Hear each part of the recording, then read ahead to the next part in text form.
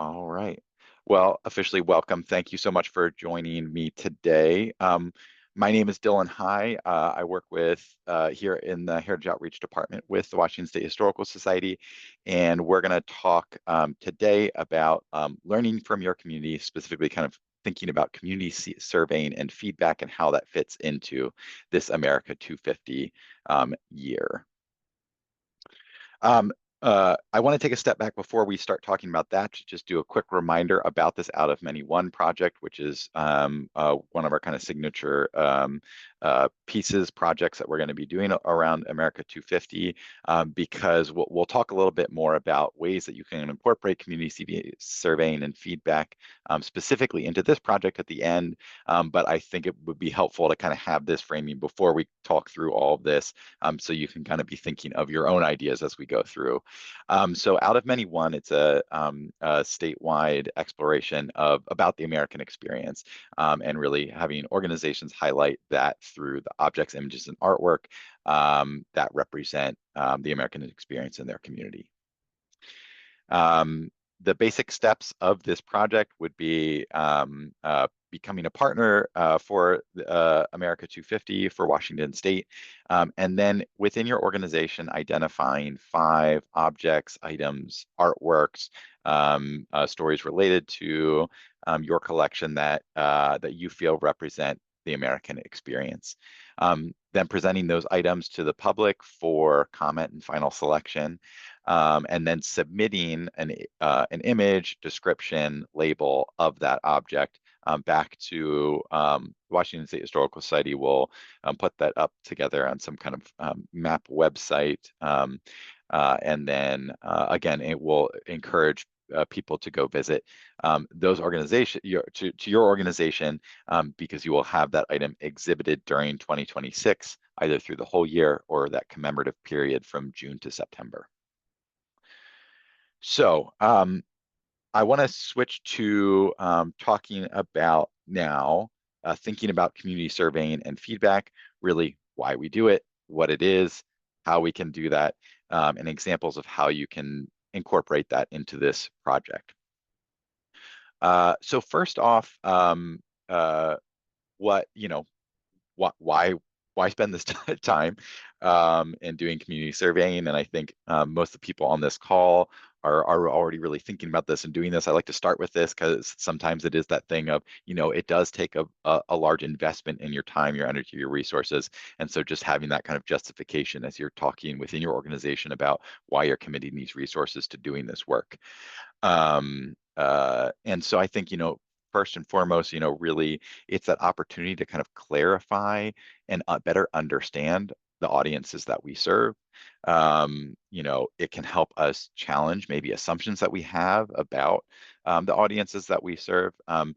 You know, I always think about, when I was working with a local history organization, it can be so easy to fall back into the model and the mentality of, the what the staff and the board are thinking about, and those people that are asking you the questions, kind of the diehards for your organization, and you end up kind of optimizing some of your programming and your work for that kind of very small audience. So how can we really think more broadly and expand that understanding of what our community needs are, and better understanding the nuances that people bring to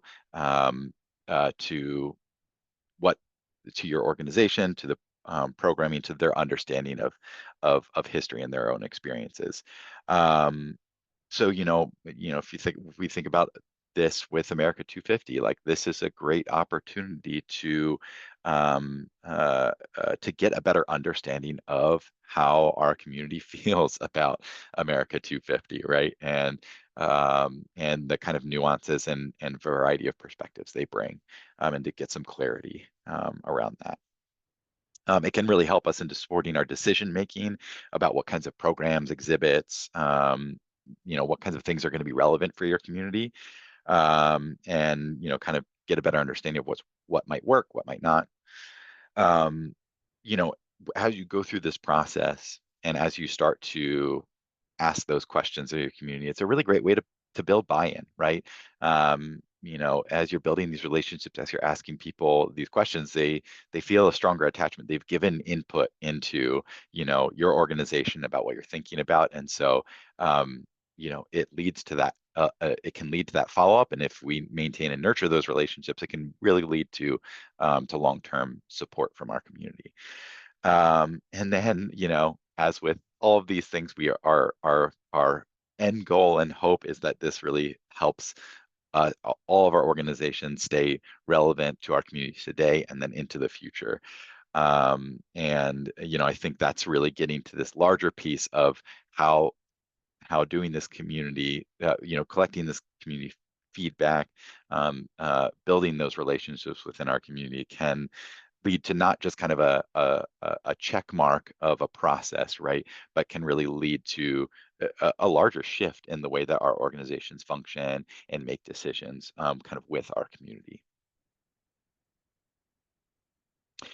Um, so, uh, the other piece of this is kind of a tried and true method, right? So when we look at um, the design world and user-centered design, this is that community feedback is an integral part of this design thinking process that they've been using to great success, right? Generally, you gather feedback, you get a better understanding of the people. It says users, we think of audience, visitors, community. Um, get a better understanding of what of who they are, what their needs are. We start to brainstorm, gather ideas of how we might meet those needs. We try out something, right? We try out a program, an exhibit, what have you, evaluate it. Well, how successful was that in meeting that need, and repeat, right? And so this process of gathering feedback is integral to this whole process of meeting those needs from our community. Okay, so the why. Now the what. What do we when we talk about community survey and feedback, what is it? It's a range of different things, and it utilizes a lot of tools that get implemented in a variety of different ways, right? So I it's kind of an overlapping Venn diagram, if you will. So I kind of wanted to break out different ways in which kind of community feedback and survey kind of shows up in museums, and then thinking about kind of how we can be very intentional in kind of utilizing the tools and methods of this community surveying to within our organization. So um, there's a few different areas of this kind of surveying and research and evaluation. One is market research. So market research is that kind of going out to the broader audience to better understand their needs and who they are. And very often this is we think of the kind of distinguishing factor here is the audience, right? This is typically for non-visitors, non-users, right? It's getting a broad understanding of potential either if it's a business customers or here with museums, visitors, audience members, um, and better understanding their needs.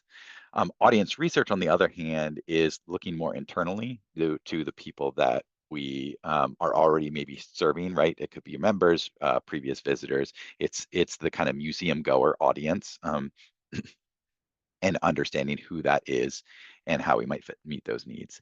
And then evaluation is kind of the follow-up piece. So it's, again, using some of these same tools of surveying, observation, et cetera, but to better understand, how are the things that we're offering meeting the needs of our audience, our users. Um, all of those things are very systematic, right? That's the kind of key distinguishing feature. This, like, we're collecting um, information in a very systematic way. Community feedback and surveying can be very systematic, but it can also be very informal too. And it's not to say that one is better than the other, but it's really, for us, really thinking about being very intentional about how we're approaching gathering that information and kind of engaging with our community, our interested parties, to better understand their needs and how we might fit those needs. So the way that I think about this, or I can kind of give an example, is right. If I wanted to understand how can we create really good after school arts programming here in the Tacoma community, right? I can go over to Allison, right? Allison is lives here in Tacoma, has been involved in a number of different arts organizations here locally. She's going to give some really good feedback and insight into some ideas about how we might approach that.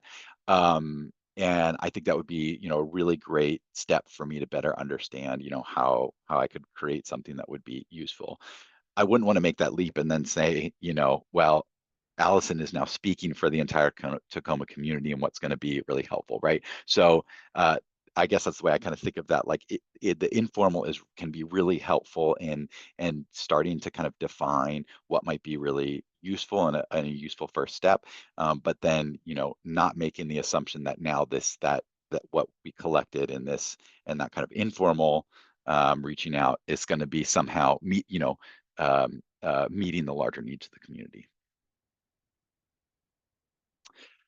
All right. So then when we start wanting to do this engagement and gather this information, I always like to start with like, what do we already know? Because we actually know quite a lot especially about national museum visitorship or potentially even our local community. Uh, Two examples I love to point out that I think there's some really great work in this space. Colleen Dillon Schneider has a blog and video series called Know Your Own Bone. And she has a lot of different, very short and digestible articles about kind of what we know about National Museum visitorship. It can really help kind of get a better understanding. She has things on, admission pricing and membership and repeat visitors, all these kinds of things that can be really helpful in kind of understanding, kind of the museum goer audience nationally. Susie Wilkinen, she's based here in Seattle, but she also does work. She does work nationally, very often for AAM. She has a lot of really great data stories that again are looking at kind of this museum goer audience and can really kind of help us better understand. And I always think of it is, help us challenge. Sometimes our gut reaction is to say, well, my community is different. That's not our community.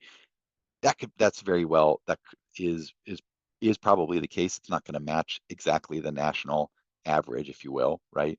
But it can help us really kind of think about, okay, if we're looking at across the nation, what is the typical museum goer doing? Does that fit my community? How does it fit? How does it not fit? What we've seen, what we've understand, and can kind of help kind of guide some of your approach and maybe what more information you might need to collect that's specific to your community. Then there might be other existing information from either, again, like your Chamber of Commerce, or maybe if there's a large cultural organizations in your area that have done some kind of larger market research or a community needs assessment. The city or the county or some agencies might have done some of this work related to a comprehensive plan or other kinds of needs assessment. All that information can be really helpful and just, again, picking out what you already know about your community and your community's needs before you start, again, asking the same questions and repeating kind of work that's already been done. So, okay, so now you want to start to gather that feedback and engage with, get a better understanding of what your community's needs are. Um, the first step, I think, and where I hope that people will spend a lot of time is in this planning stage, right? Which I think very often we get excited about the tools, like we're going to develop the survey, which is great, without really taking the step back to think like, what do we actually really want to know? And that's how you end up getting the 20-page surveys, right? So start with really kind of what do you want to know? Come up with a few questions. And I was actually, when I do this, I hate telling people what to do. I want to like challenge myself to be like, what would I ask? So, for example, if I were going to come up with like 3 questions, like what do I want to know? How does our community feel about celebrating America 250? What words make people feel like these events are inclusive or for them? And what kinds of activities are people most interested in attending as an America 250 event, right? Three kind of broad-ish questions. These are the things I really want to understand from my community about America 250. Um, then from there, thinking about kind of who is it that you want to try to reach, right? Um, who, is there a specific audience or part of my community that I really want to better understand? Or do I just want to ask everyone, right? Or get maybe not even ask everyone, but get a more representative sample of the broader community, right?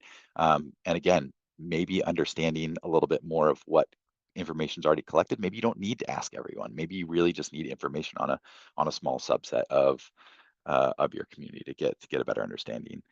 Um, and then from there, you can really start to think about how am I actually going to reach those people? What would it look like to gather information, to talk with them, to get information?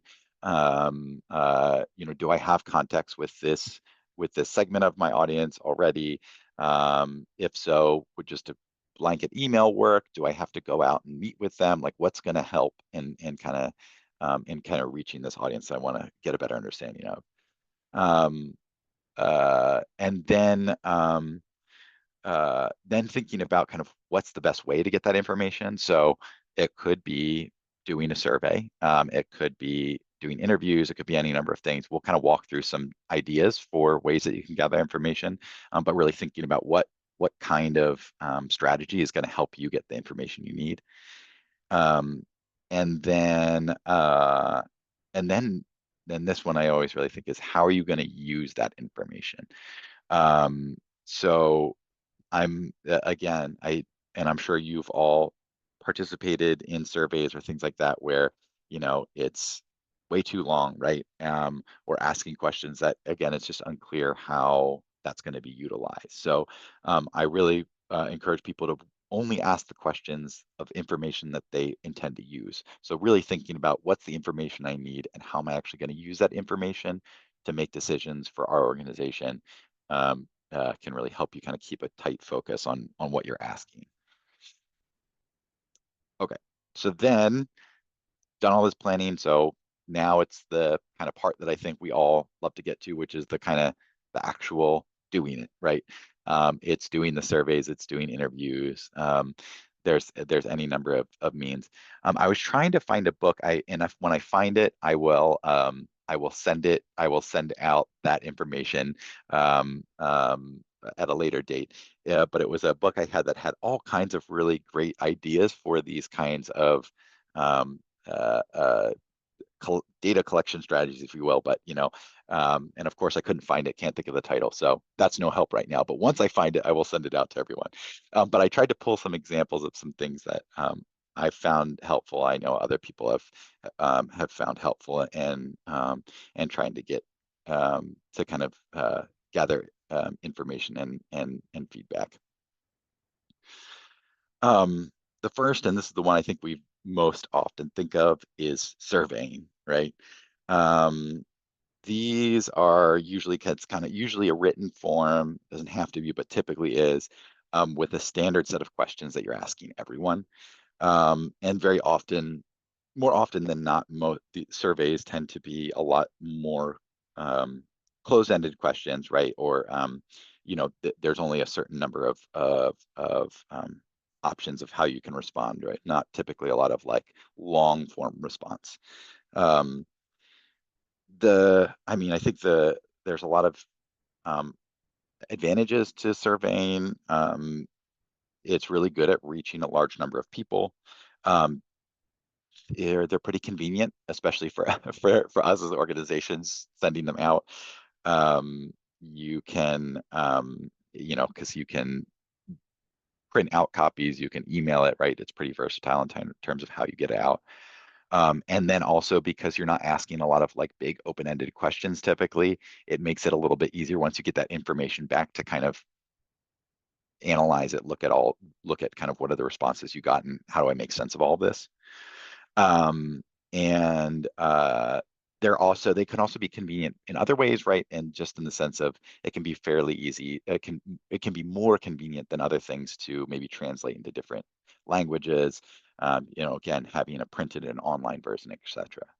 Um, the downsides of surveys is that, you know, you tend to not get a lot of no responses, right? I've done surveys where I sent it out to a number of organizations and got no responses. So it's really hard to kind of control how how likely people are to respond to those.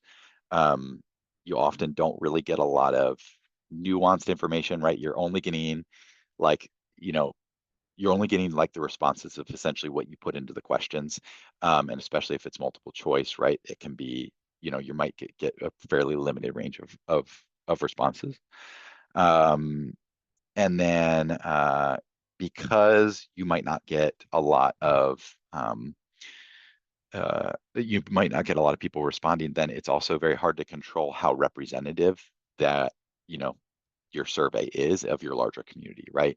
Um, you could foresee a scenario where you're sending out that survey and the people that really love your organization are going to respond, and the people that have a really strong feeling or had one bad experience or something like that are going to respond. And those are going to be kind of what you're going to very often what you're going to get in those responses. So it's kind of harder to control who's responding and kind of the depth of information you're getting there. Um, but again, because of the convenience factor, we recognize there's going to be this is going to end up being a good starting point for a lot of organizations who want to um, uh, start getting some community feedback. I put in a couple examples of some survey questions here. Um, uh, Gotta love the age of the internet. There are so many examples, great resources online. A lot of universities actually have kind of like surveying questionnaire guides that they've put together. So, but generally, I would say there's some kind of common types of questions that people will put together. These Likert scale questions, those are the rating scale questions where you have a statement and you rate how much you typically agree to disagree with that statement on usually a 1 to 5 scale. Um, but you can use other scales or other language in there. Um, uh, I like some doing things like these, like word choice questions, where you have people essentially select like adjectives or things that how they're feeling about a particular project. Can be really helpful. You can have open-ended questions, just a question and long form response. You can have people rank their choices of, what's most interesting, what's um, least least interesting. You can have people draw their response, right? There's lots of different ways you can kind of think about surveying questions to kind of get some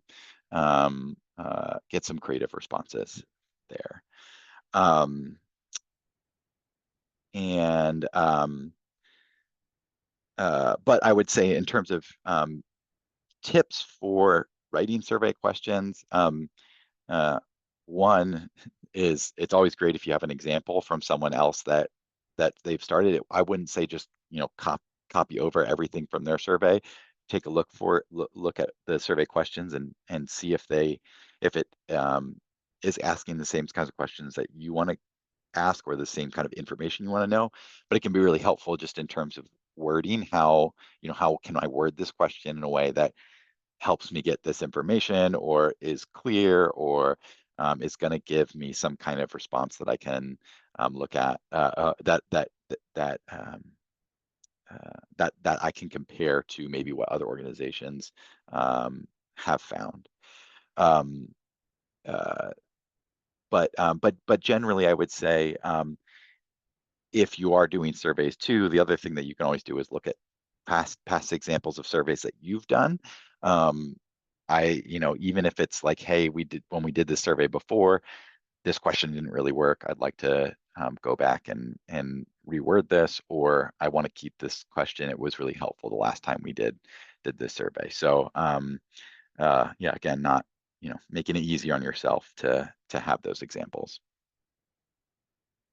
And then I would say just when with coming up with these questions for surveys, the things to avoid definitely would be, you don't want to do the leading question, how how much did you love this program? It was okay, it was great, it was awesome, right? Like you don't give the option to, maybe I didn't like the program, right? So really being thoughtful about the question and the kind of response options that you're providing. Um, Again, don't make it 15 pages. People are going to give up. They're not going to respond. They're going to get tired and, just hit two on everything. So really tighten up what you're asking. And then trying to avoid kind of very complicated or multi-part questions. Even though sometimes we want really complicated and multi-part answers, it just can get difficult for people to respond to, and then difficult for you to understand kind of what they're responding to.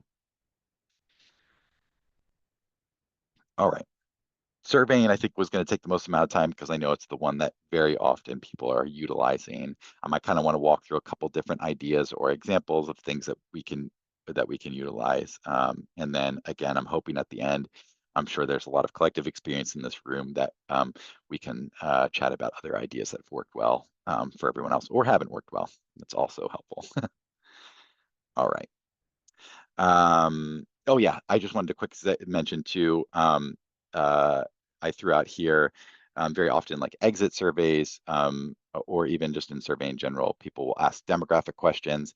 Um, I always just say, I would demographics questions can be helpful if you're really trying to understand kind of the differences, the nuances, or the representation of your survey.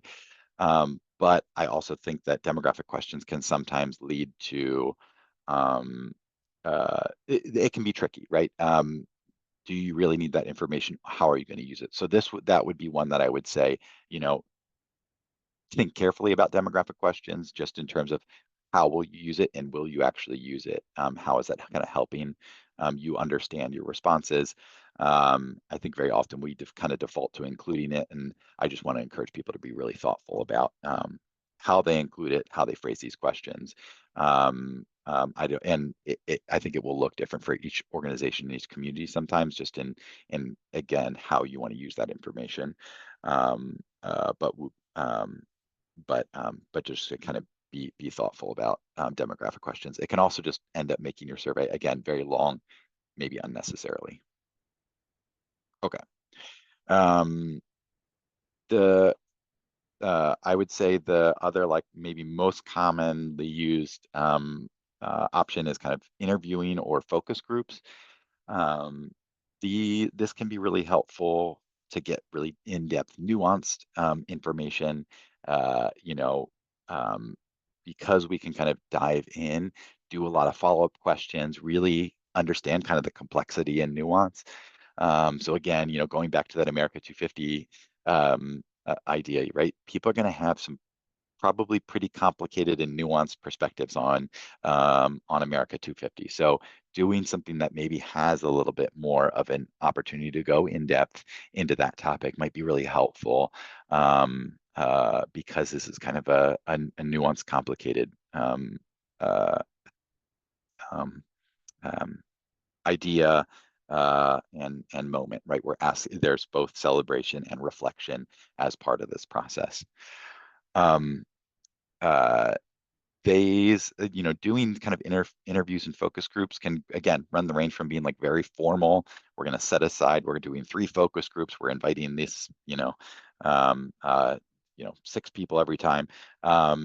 It can be very informal and conversational. I'm going to grab a cup of coffee with this people or a couple people and kind of again just uh, gather some more information regardless of it, whether it's informal or formal, definitely come in prepared with what questions you want to ask. Even if you don't have to come up with a full script, but just having a couple of those questions of what you really want to know and maybe some ideas for follow-up questions, how you want to dive in a little bit deeper. So again, so you can kind of keep the conversation going and kind of get to that nuance of what you want. The advantage of doing these oh, actually, I should say too, before I go further, if you when you are meeting with people, there are a lot of great tools I'll share in a moment. If you're gonna like record those sessions so that you can kind of um, you don't have to be sitting there trying to jot down every quote of what everyone said, but just make sure that you're clear before you start, if you are recording, that you're going to be recording and getting permission to do that and kind of how you would use those recordings with the people. Because again, this is all about building trust. We want to be careful with that.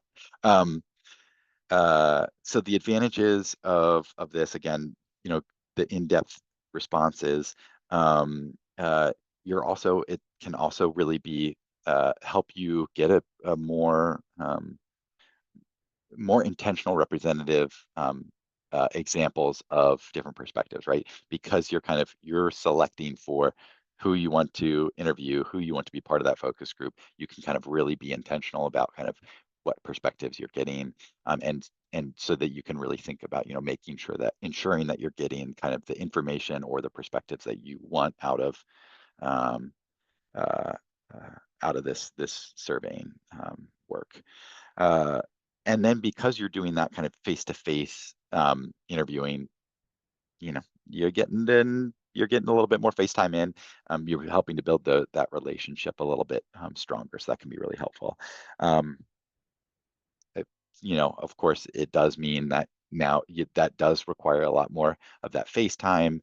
Um, depending on the scale of how much you're doing these interviews and focus groups, you might end up looking at hiring a facilitator.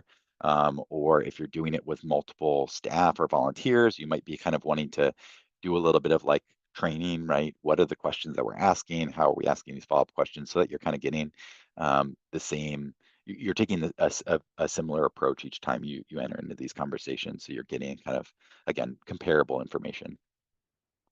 Um, again, it's nice that you get that face time. The downside is that with a survey, you can be anonymous. You can submit information anonymously. With interviewing focus groups, you can't. So that might create some spaces where people don't feel comfortable sharing information. Um, and so just being, again, cognizant of that. And then because you're getting, you're going into an in-depth conversation, it can just be a lot harder in the back end. Now you have all these notes, maybe recordings, and you have to try and figure out, how do I compare apples and how do I compare oranges, in understanding what my community is telling me, right? So it can be a lot of work kind of on the back end of going through all that information and kind of making meaning of it. Um, so really quick, because I like to be as practical as I can. Um, if you are doing these interviews, there's tons of tools you can use to transcribe those interviews, and I would recommend it if you're doing this on any sort of scale, because uh, uh, I know after like one or two conversations, just trying to gather those notes together to get quotes that really help illustrate kind of more specifically what your community is telling you, it's really helpful to have that kind of that in-depth information. So I think, a lot of people use Zoom. Zoom has pretty great audio transcription options, even if you're not doing it virtually. If you kind of basically set up your own Zoom meeting and have that running and recording as you're doing the conversation, you can get a pretty decent transcript. There's a lot of other like transcription options. Fathom, Otter AI are some of the ones that I hear of most often. I just saw some other example. I tried to pull some other examples. Ook AI and Go Transcript are some other things I've seen pop up as options. This is great for this. Also for those people that are doing oral history work, I'm sure that there are these options and many more that you've found. All right, so that's interviewing, focus groups. I just wanted to take a moment to kind of talk about some other ideas, strategies, and again, I'm sure that there's others that this group used. Carouseling is one I think that comes up fairly often. You get a group together, you split them up into small subgroups, small different stations. So say you have four stations with four different topics at each of those stations. Each small group will set up at a station, um, talk about whatever the topic is at that station, jot down their ideas on like easel paper or post-it notes, or however you want to kind of set up the feedback recording at that station. Let them take however long, 5, 10 minutes to gather their feedback, and then rotate. So then when the next small group will come to that station, they can respond to what the previous group already said, add to it, change it, add nuance. So it's a good way to kind of get a lot of feedback on a variety of different topics. You can do things like comment boards, in your galleries, super easy. Just, ask some questions and have some post-it notes. People can jot down their ideas, put it on the comment board. And it's a great way for people to kind of both respond to a question and also kind of see how other people are responding, and maybe, again, respond to that. You can do observations. So, uh, I could see some great examples for America 250, for example, if you wanted to put up a few items that you're considering to be included in this out of many one project. So you have 3 different photos, and with some labels, and then you have someone there that just sits and watches. How often are people going up to each of these images? Which ones do they go up to first? Where do they spend the longest? If you have a comments, like where are people adding the most comments, right? Can give you some of that information without, you know, you don't have to just ask everyone. You can just kind of watch what they do. Um, and then setting up things like a recording booth. So again, if you have the audio visual opportunity to have people kind of record a more in-depth response to a question.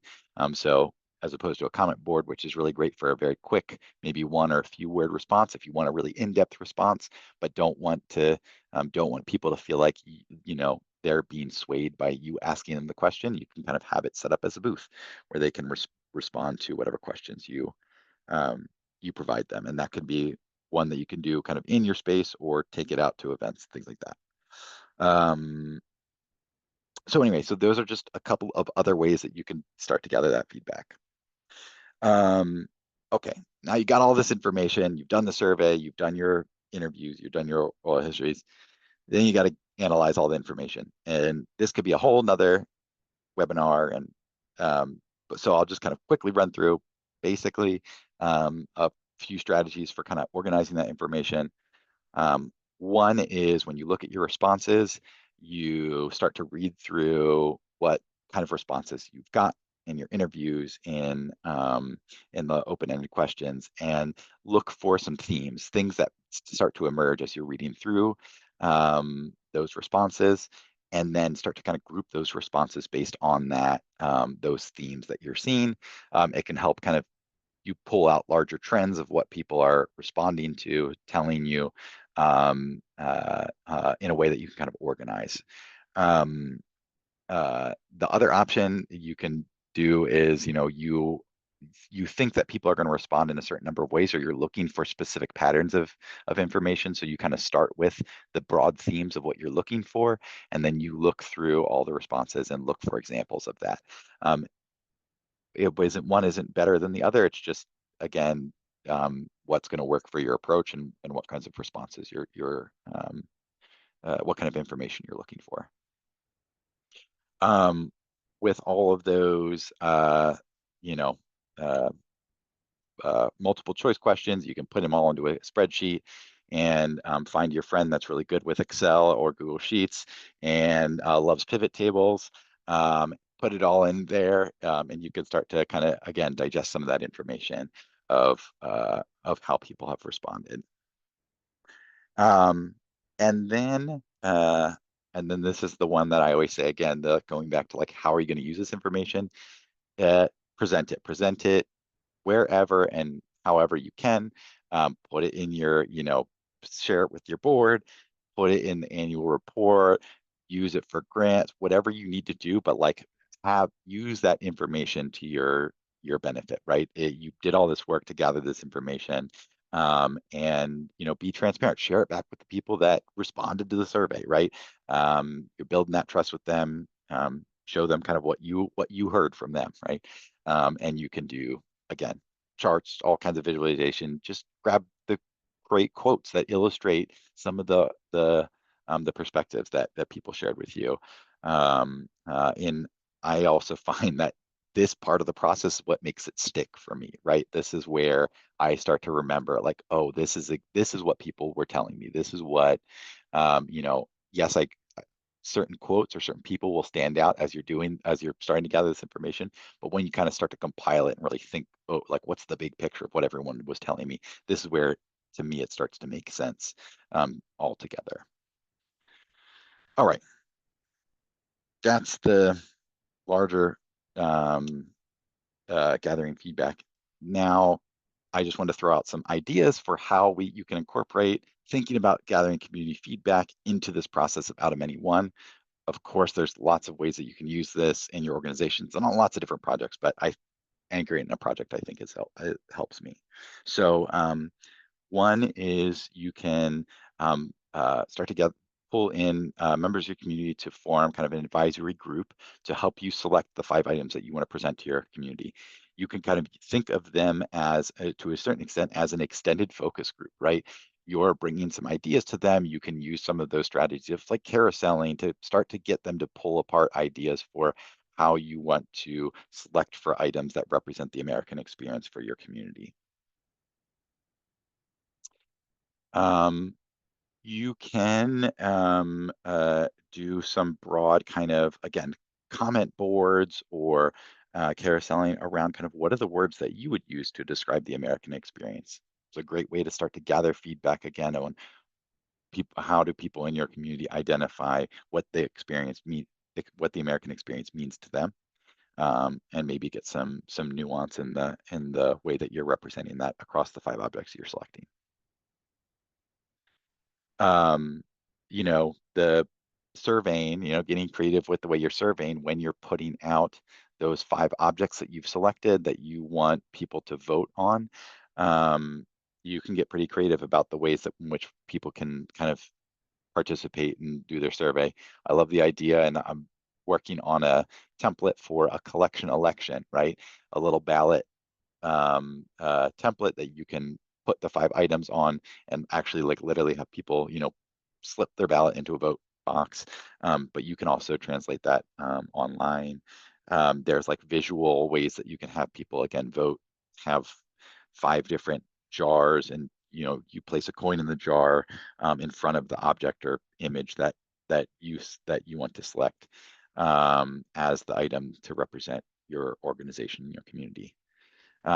You can do dot voting. I've seen that used pretty effectively. Just uh, sticker dots on a big sheet of paper and vote on which item speaks to them. You can translate those surveys into online voting, and there's tons of tools to do that. Again, I think things like Google Forms or Microsoft Forms tend to be the ones I see very often, but SurveyMonkey, PollUnit, JotForm all have different surveying options, as well as you can do that through different social media tools like a Facebook Live poll or Instagram story poll. Um, uh, Thinking the idea of like a recording booth, could you do ask your community to share about how an object or an item that you selected relates to their experience or what they think of as the American experience. So it's a good way if you have one item and then you want to add some depth into how that item is representing kind of a broad array of perspectives within your community. I think that would be a great opportunity to do something where people can do maybe a longer form response. And again, there's some apps you can use online. There's a thing called Kudo Board or Video Booth is an app you can use to kind of set up a video recording station in your. I think it works on iOS and Android. I'd have to look at that, but anyway, lots of options. Um, so that's the kind of quick and dirty of some examples. I just want to say if you have questions after this session about America 250, about this project, please feel free to reach out. We are going to continue to post information about the project on the America 250 WA website. You can see that link down here at the bottom. And we encourage everyone, if you haven't already, to sign up as a partner, because then again, that's where you can both get information about what's coming up around America 250, as well as share what you're doing with the rest of the state. I'm gonna stop myself there. Love to open it up to questions, ideas, comments about this community survey.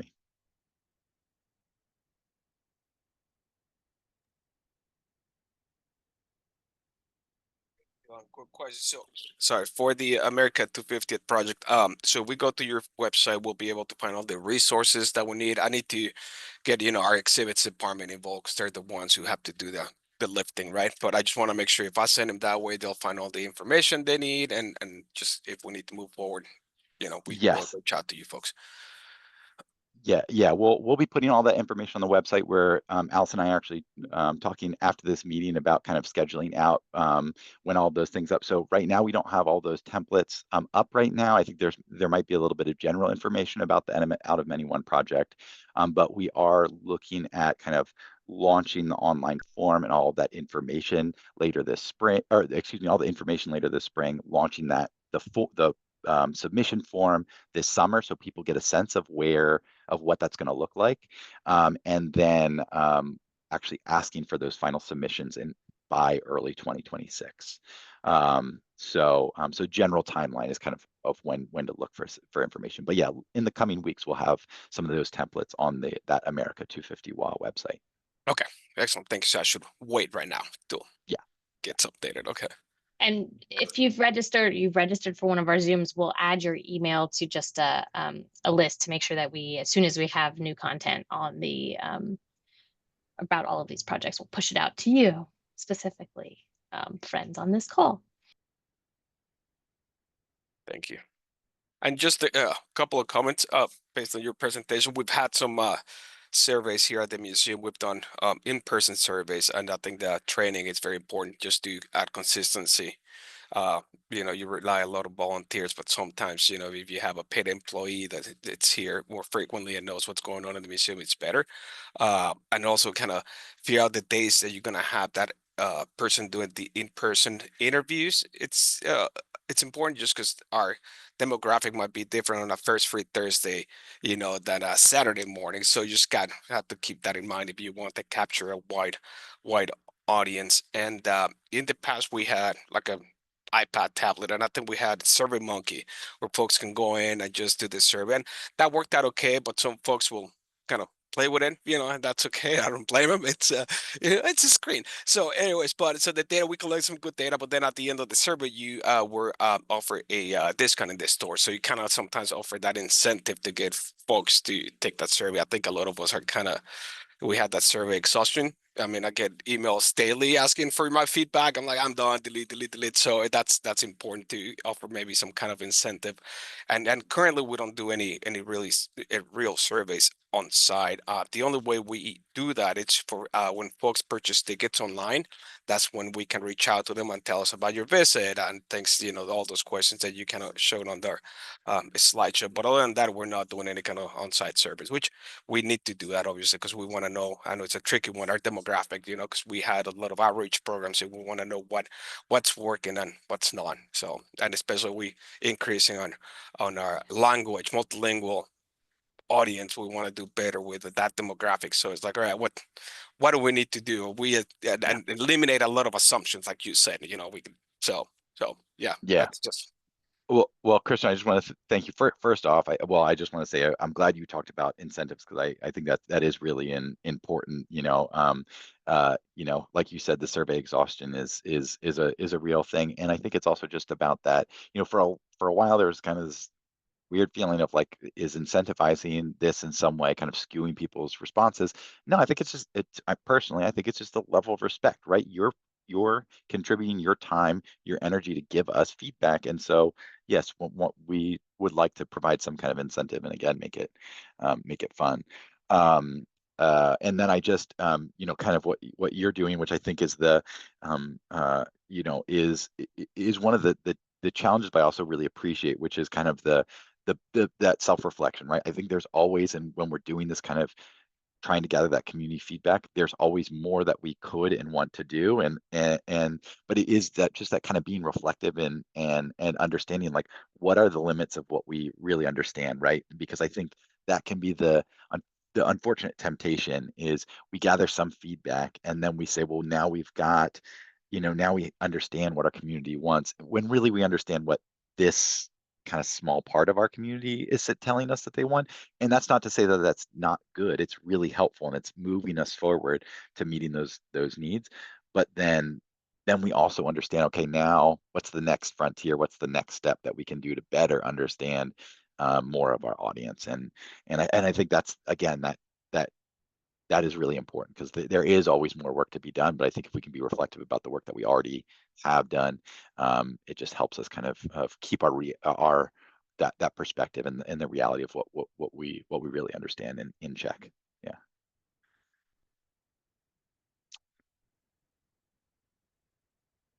Awesome.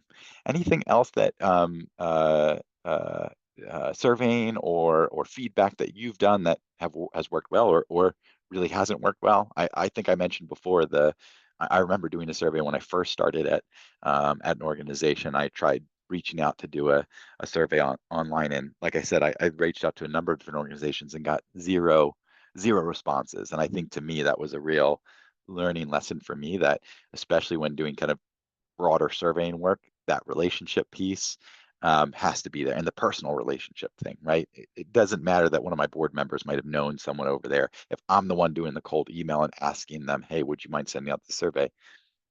It might not go, it might not go anywhere. So um, anyway, I just share that as an example of something that didn't work for me. Yeah. I was Yeah. going to say our previous manager, she put together this very, very long survey to all our members. So we had like over 200 responses come in on a multi-page survey, and it was just too much to analyze. And I don't think she ever did finish analyzing it.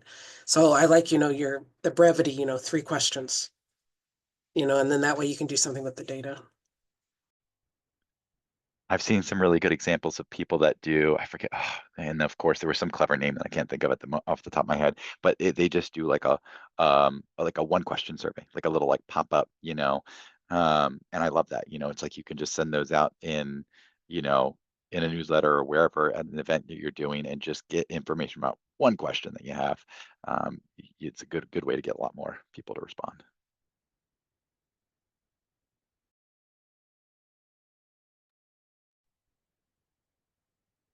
Yeah. I will say, the one thing that I love having fun with doing this kind of stuff, right? Making it fun. I think doing some of this community surveying, if you're the people that are like out at the events and the fairs and the booths over the summer festivals and stuff like that, having some kind of fun ways to get people to kind of respond to questions. Um, uh, uh, Again, whether that's through a video recording or make it a little game, right? I remember when I used to do, yes, prize wheel. We love prize wheels and stickers. Stickers are a great incentive to get people to respond. um, but I remember when I used to do scout programs at an organization, and we wanted to kind of we were doing like evaluation of what people thought of the event and what they learned from it. And we basically made it another booth, another station, and it was kind of an activity that they could kind of vote on things. And there was, emojis that they could select. So again, you can do some of this and make it fun for people to provide that responses, provide the responses and give some feedback. Yeah.